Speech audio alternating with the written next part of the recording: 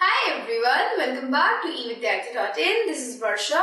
तो कंटिन्यू करते हैं हमारा एक्सरसाइज क्वेश्चन. हमारा नेक्स्ट क्वेश्चन था टिक द करेक्ट आंसर. हमें करेक्ट आंसर्स को टिक करना है. सबसे पहले इसमें हमारे पास the value of prime meridian is. Prime meridian की वैल्यू क्या है? 90 डिग्री, 0 डिग्री या फिर 60 डिग्री. सो हमने पढ़ा था कि कोई भी चीज, कोई भी लॉन्जिट्यूड इसी से मेजर होता है कि इससे कितना दूर है हमारे प्राइम मेरिडियन से, कोई लॉन्जिट्यूड कितना फार अवे है या कितना नियर है. सो कोई भी चीज 0 से हमेशा मेजर होगी, तो प्राइम मेरिडियन की वैल्यू क्या होगी? 0 डिग्री. तो the answer will B second, that is 0 degree. Next चलते हैं. The fringe zone lies near first at the poles, second the equator, third is the tropic of Cancer. तो fringe zone जो है हमारा वो कहाँ पे लाई करता है? पोल्स के पास, इक्वेटर के पास या ट्रॉपिक ऑफ कैंसर के पास.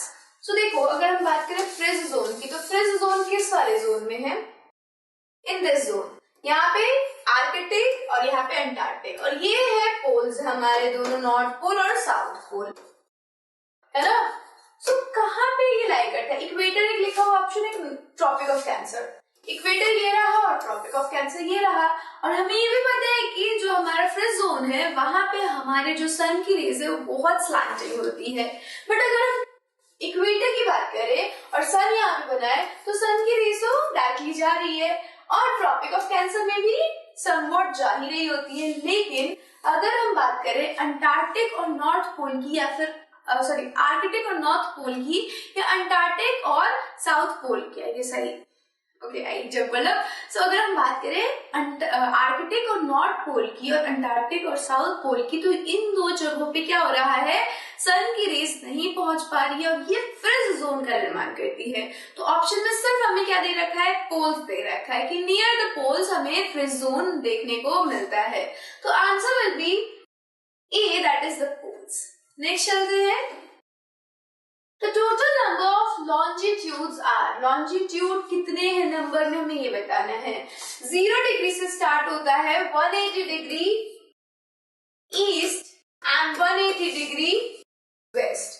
दोनों को प्लस कर दो, 0 डिग्री को छोड़ो. ठीक है, 0 डिग्री गया, जो भी है तुम जहां पे भेजना चाहते हो उसे भेजो. इन दोनों को एड ऑन करो, इस ईस्ट और ईस्ट को हटा दोगे और ये जो डिग्री है उसको भी हटा दोगे. 0 से 0 आ गया, 8 8 जा 16, in one hand 1 2 3, 360 हमारे पास क्या है? लॉन्जिट्यूड है नंबर में. So the answer will B 1, that is 360. Next देखते हैं. The Arctic circle is located in. हमारा जो अंटार्कटिक सर्कल है वो कहाँ पे लोकेटेड है? अंटार्कटिक सर्कल किस हेमिस्फीयर में लोकेटेड है? ऑप्शन देखो. The northern hemisphere, the southern hemisphere, the eastern hemisphere.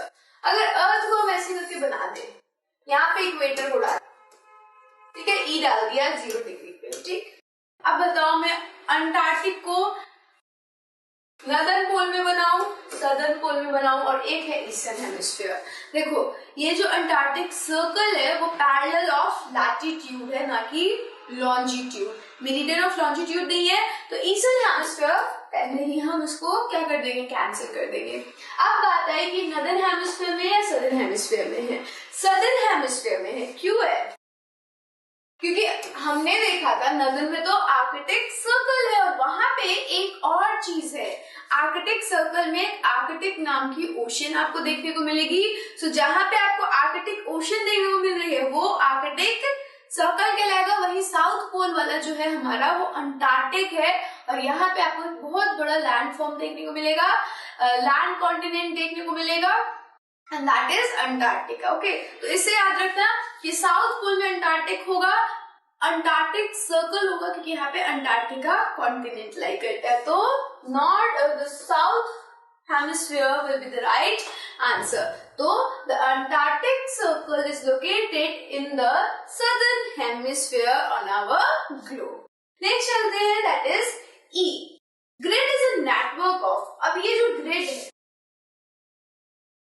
ये किसका नेटवर्क है? किन से बना हुआ है?